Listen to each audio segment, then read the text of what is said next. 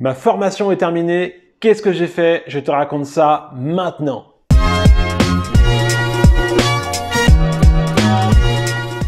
Salut à toi jeune codeur, moi c'est Maxime de la chaîne Max le Codeur et aujourd'hui je vais te raconter ce que j'ai fait après ma formation développeur web.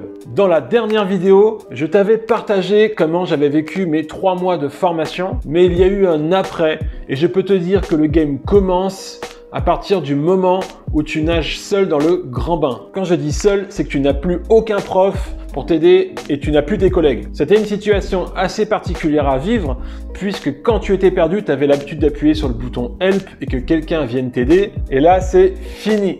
Alors pour ma part, j'ai eu la chance que de suite, après la fin de la formation, avec un de mes collègues codeurs, nous avons eu un client pour un projet d'application web. Je me suis dit, super, je deviens freelance. Donc nous avons fait la maquette, donc le client l'a validé, mais ce même client n'avait pas les fonds nécessaires pour produire son application. Donc nous en sommes restés là, chacun a repris sa route. Et je me suis retrouvé à plus savoir quoi faire parce que pendant la formation, j'étais drivé, on me disait de faire tel ou tel truc. Il y avait un process et une roadmap bien définie. Et en même temps, je me sentais pas super confiant de me lancer dans l'aventure du freelance tout seul, car je doutais de mes capacités. C'est ce qu'on appelle le syndrome de l'imposteur. Mais tout ça, c'est dans la tête. D'ailleurs, dis-moi en commentaire si toi aussi tu as déjà vécu ce syndrome de l'imposteur. Mais pour casser ce syndrome-là, je suis sorti de ma zone de confort et je suis passé à l'action. La formation que j'ai faite propose aux anciens étudiants de devenir professeur assistant pour les prochaines sessions de formation. L'idée, c'est que pendant les exercices de la journée, tu assistes le professeur référent et tu aides les élèves. Consolider mon apprentissage et surtout de garder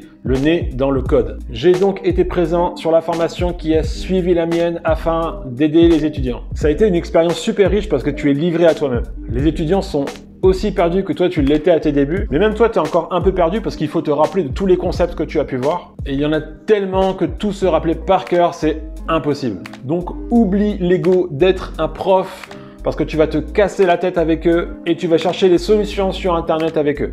Je me rappelais sans cesse que j'étais aussi là pour consolider mon apprentissage. C'était super intéressant parce que les élèves, quand ils t'appellent à l'aide, ils comptent sur toi pour les orienter sur le bon chemin, pour leur expliquer plus en détail les concepts. Donc tu te relèves les manches et tu pars au charbon. En tout cas, merci à eux pour leur patience. C'était encore de belles rencontres. Suite à tout ça, le Covid-19 est arrivé, donc tu es bloqué à la maison et là j'ai eu une prise de conscience assez forte parce que j'ai compris que j'avais besoin d'apprendre encore et d'avancer au sein d'une structure où je pourrais continuer à gagner de l'expérience avec un mentor. J'ai donc pris la décision de trouver un job en CDI afin d'affûter mes armes. Donc, comme j'ai fait quand j'étais dans le commerce, j'ai mis à jour mon beau CV tout neuf, armé d'une volonté à toute épreuve et d'un discours bien rodé. J'ai balancé mes candidatures en masse. Alors soyons honnêtes, j'ai beaucoup compté sur les projets que j'avais faits lors de ma formation et m'en servir comme portfolio, mais ça ne se passe absolument pas comme ça. Et en parallèle, j'ai regardé les langages de formation qui ressortaient le plus et j'ai vu que JavaScript ressortait énormément. Donc je me suis mis à apprendre JS pour être plus tendance sur le marché de l'emploi. D'ailleurs, c'est exactement ce que je suis en train de faire en ce moment. Je suis en train de refaire mon site perso pour avoir quelque chose de plus moderne à montrer. Et tu verras dans la prochaine vidéo pourquoi j'en suis arrivé là et tu vas surtout voir comment je me suis fait recaler par un recruteur.